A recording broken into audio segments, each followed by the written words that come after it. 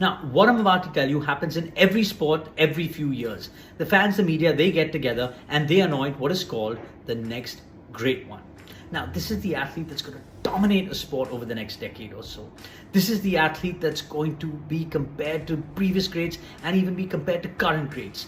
This is, ladies and gentlemen, the heir apparent, the one that's going to rule the sport. Now, even if you're just a casual sports fan and not interested in every single sport, the fact that I'm hyping things up like this kind of gets you curious. So even if you're not a football fan or a cricket fan and I tell you, hey, here's this kid who's going to be better than Ronaldo or Messi, or here's this guy who's going to bat better than Sachin Tendulkar ever could and is going to break every one of Sachin's records, you want to know who I'm talking about and you want to watch this kid play.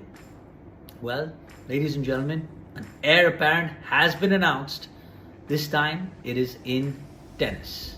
Now, unless you've been living under a rock, even if you don't follow tennis, you pretty much know that the men's game has been dominated by three players, Djokovic, Federer and Nadal, for the last 15 years or so. No one has come even close.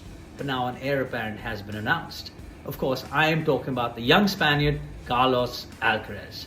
This kid has been called the next Nadal or the next Federer. Wow.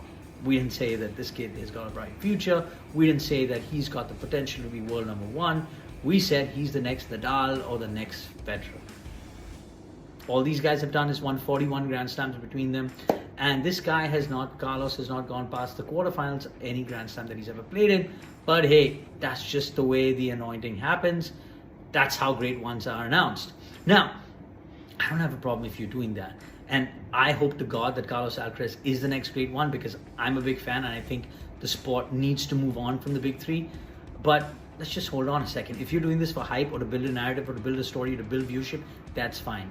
But the reality is that unless Carlos Alcaraz has the right mental coach, the right team surrounding him, and the right group of people that are keeping him grounded and help him manage these expectations, make no mistake, Carlos Alcaraz will crack under them. Because the reality is we've seen the next great ones in tons of sports over the years, and most of them end up being busts, either because they don't have the talent, the work ethic, or they crack under this pressure. So I hope to God Carlos Alcaraz doesn't. Like I said, I hope he's the next great one, but we're going to find out. Now, when are we going to find out? And this is where the story gets really interesting. Pretty damn soon, because the French Open starts on Monday. Now, who's the favorite for the French Open? Novak Djokovic, world number one, just won the Italian Open, won the French Open last year. Good choice. I like that favorite. The second favorite is, and technically should be by any standards, is Rafael Nadal. Right? If Rafael Nadal is not your favorite, he should be your second favorite. But who's the second favorite? Carlos Alcaraz. Wow. Now they're saying that Nadal is recovering from a few injuries. I mean, if you ask me, you can break a few of his ribs. He still has a better chance than most of the guys in the field. But he's not. Alcaraz is the second favorite. So we're going to find out what happens. We're going to see if he manages to handle this pressure. I hope to God he does, but I don't think he will in this French Open. My picks for the French Open, I think Rafael Nadal gets it together and pulls off another win. Second pick, Djokovic. Alcaraz makes a good show, but that's about it. I wish him well, and I hope he's the next great one.